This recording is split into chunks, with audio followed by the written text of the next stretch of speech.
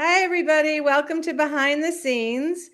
And today we're going to talk about, I don't know how many people know this, but today is National Happiness Day. So I think most of us would rather have like a lot of happiness days, and maybe not all day, but some of the day. But we're going to go with this because it's good to talk about, what did we do in our own families that was kind of a sure thing. And also, this is the end of the summer where most organized things are over. So for a lot of moms, none of these days are happiness days because their kids are just sleeping and languishing and there's nothing real on the agenda.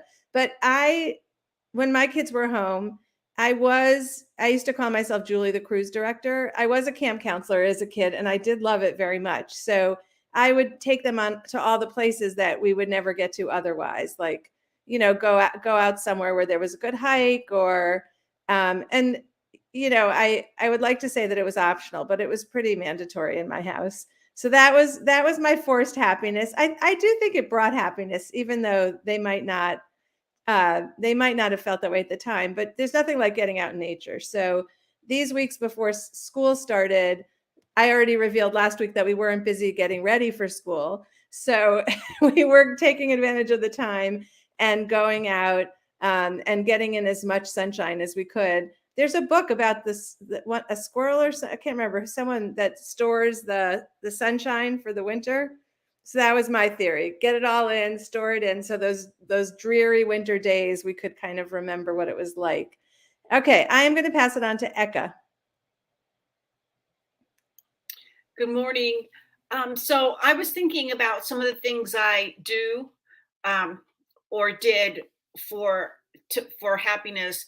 One of the things I used to do is just a random day, I would decide that for dinner I was going to make somebody's favorite meal, and it wasn't a birthday, it wasn't anything, and so then that day I would make the meal, and then I would say to that one kid, like, I was just thinking about you today, and I made your favorite meal. And even though it was a little thing, it was huge to think that. And it would be different, and it wasn't that much work, more work, but it was just a little something. But then I always had to make sure I kept track so nobody felt like they were getting more happy days, whatever, than the other person.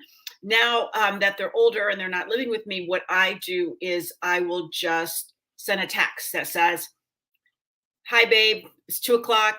You just pop into my head. Just, love you." And then automatically, unless one they have their phones off, they are like, "Oh, mom," kind of thing. So it's just those little things. I mean, I know there's big things you can do, but just little things like that. I always did. I do, and I still do, and I did for my kids when they were younger.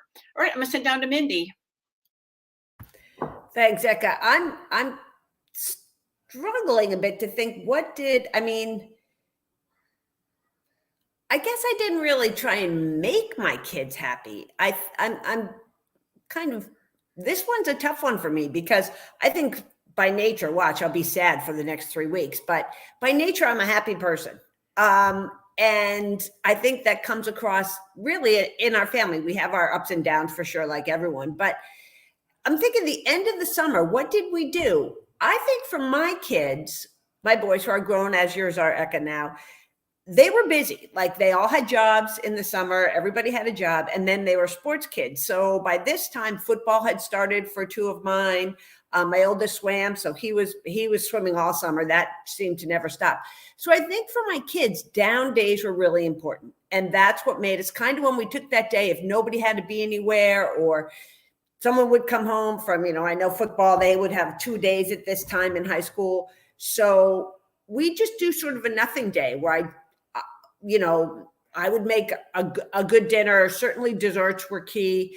And for them, it was sort of, I guess today we'd call it a mental health day where just nothing. Don't worry about chores. I got it. Chill, relax. You can do it. And I picture them just on the couch, chilling on the couch, watching a movie. They weren't big video guys. So I guess that's what I would say, what would make us happy because we were more of a busy going family would be a mental health day and just no responsibilities, no hassle about, oh, did you do your back to school reading, or is this ready, or let's go get school supplies. Just quiet, and you do your own thing. So, and I think we all need that kind of day. Again, not a great answer, but I guess I never worked that hard to make my kids happy. So, well, I think Mindy, it's a fantastic response, because I think like the mental health day is really a way to say to your kids, like, there's a lot on your plate, and I want this day. What are we calling happiness, right? Like, it could be a contented day. I don't know. It's such a big word. And it's so hard to think of living life happy when people say, oh, I hope you have a happy year. It's like, yeah, what does that look like? Well, Sue, just to follow up on that, I was thinking this earlier when you said a contented day. I read somewhere where happiness is fleeting, right? So you strive to be content. So if you're content is good. And then that, the happiness will come. So maybe that's, as you said, and I'm kind of picturing my boys, those summer days, stretched, of course, out on the couch. I'm sure socks were everywhere, but they were content. And maybe that content was happiness. So, Kamira, you look like you were writing there. So I'm thinking you have something brilliant to say. So I'm going to throw it on up to you. No pressure, Kamira. Not at all. I wish I had something brilliant to say.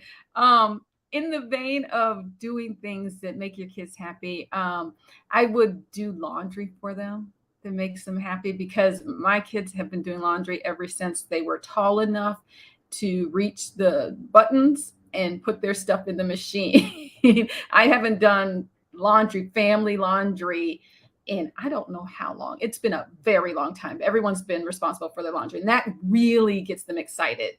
More than like buying a treat or something, not to have to do their own laundry and to come back and have their clothes folded on their bed. They get really excited. The other thing is sick days. Those sick days where they can't go to school, but they're not face down on the bed. They're just not well enough for school because, this is snotty face and they can't be around someone else.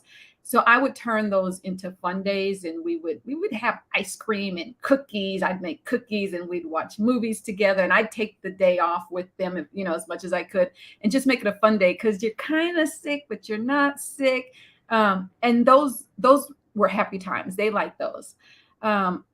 I make a point of trying to model finding happiness in small things, and that it's all of, happiness is a journey. There's not a destination. You don't arrive at happy.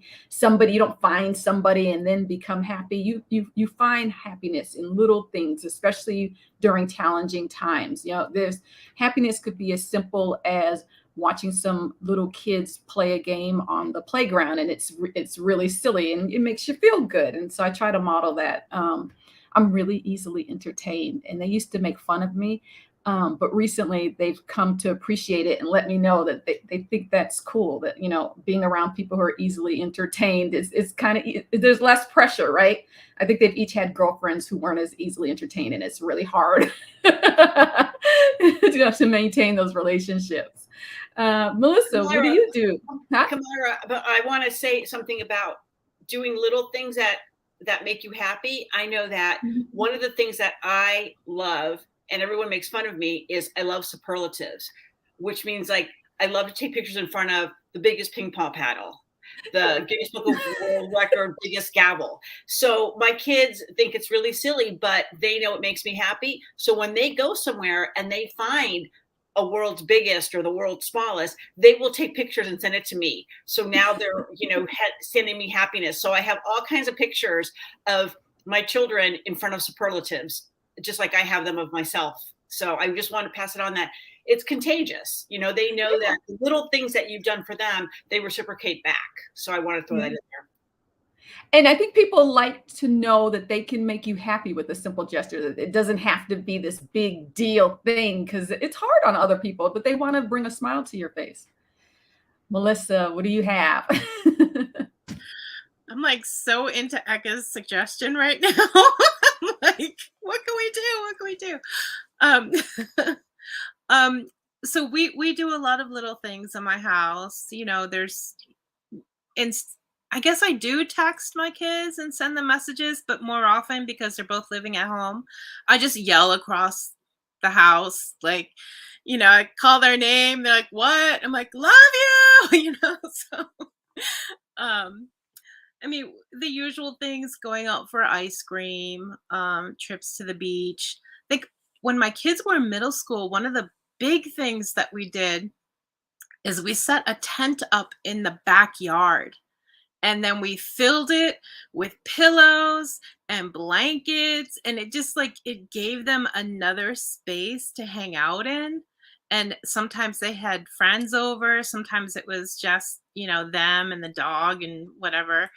But they loved that. I mean, it was so simple, and that stayed up for I think a couple weeks during the summer.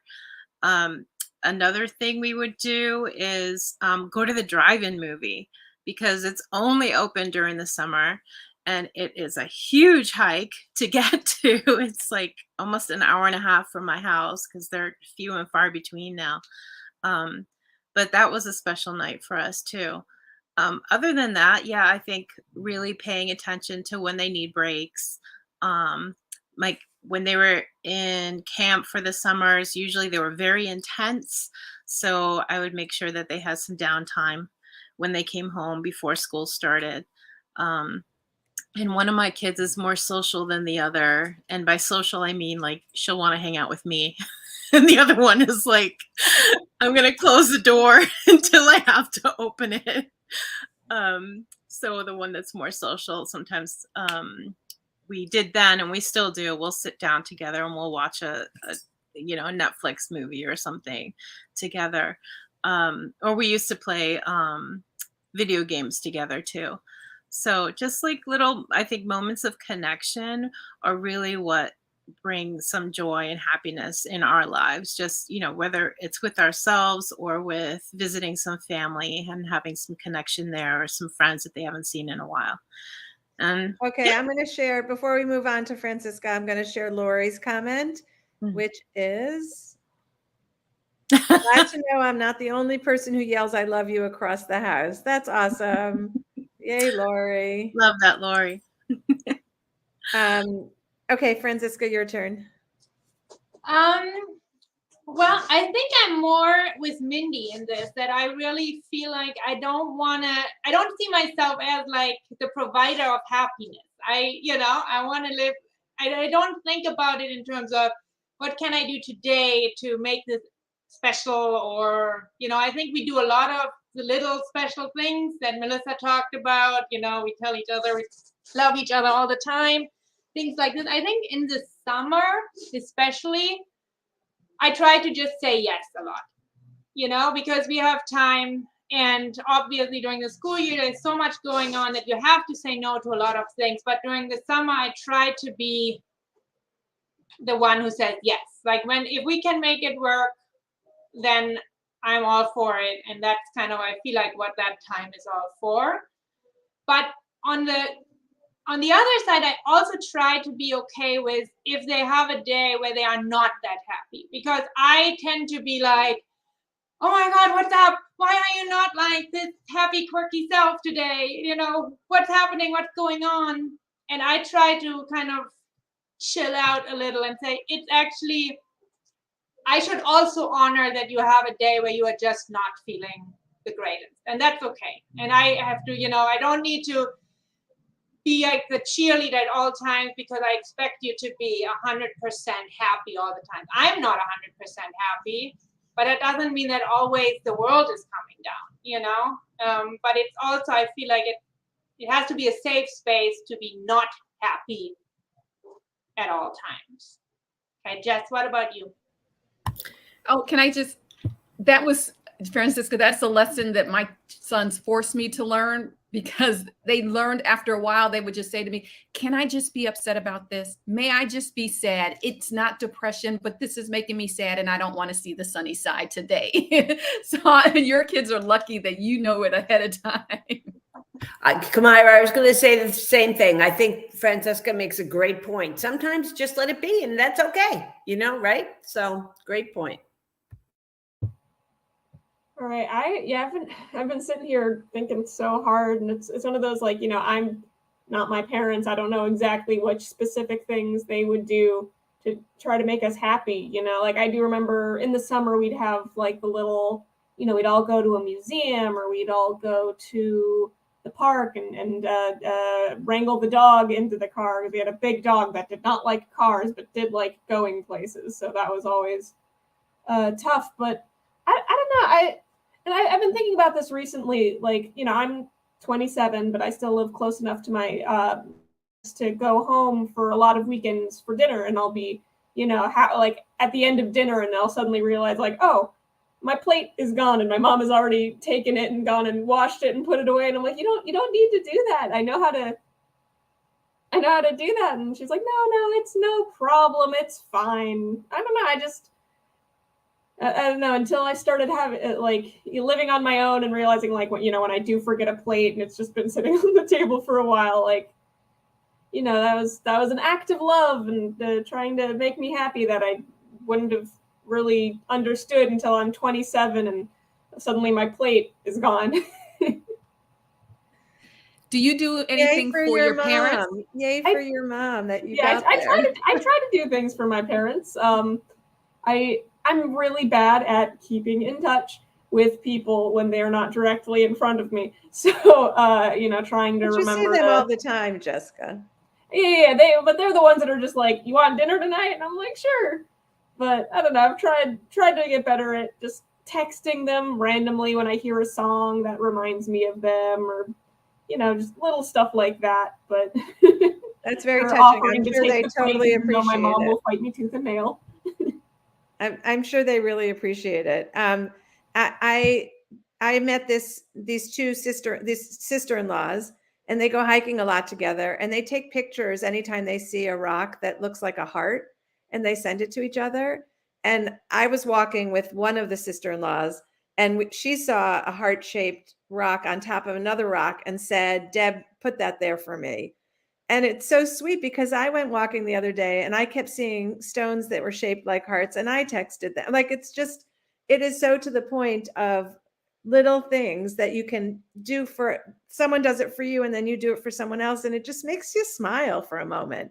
So even Jessica, right? Like if my kid said to me, "Oh, I got that. I got the table," right? It's just those little things. I loved this conversation. I'm sure everybody thought, what am I going to talk about? And in the end, I loved all of everyone's ideas. I love that we're not on the same page, but we kind of are all on the same page. So Kamira, tell us who you're interviewing tomorrow. I am not interviewing tomorrow. Tomorrow, I am passing the mic to our teen interns. As a matter of fact, you may not see me. I may pop in at the beginning just to say, so you know you're in the right spot. But they are going to, our interns, Cammie and Justin, are going to take over the show tomorrow, and they're going to be talking about connecting with your teen from the teen perspective. So it should be good. They've been working on it. Fantastic. Oh, okay, so I'm going to end with Lori Baroni Engel today. And let's just see. We just had a family bowling night. It was great. No added friends, just us. It's so hot here, so indoors with air conditioning is a plus. Family dinner, movie night out with kiddos. Choice of movie is another summer hit. Top golf, family fave. Activities help emotionally, mentally, and physically with our teen.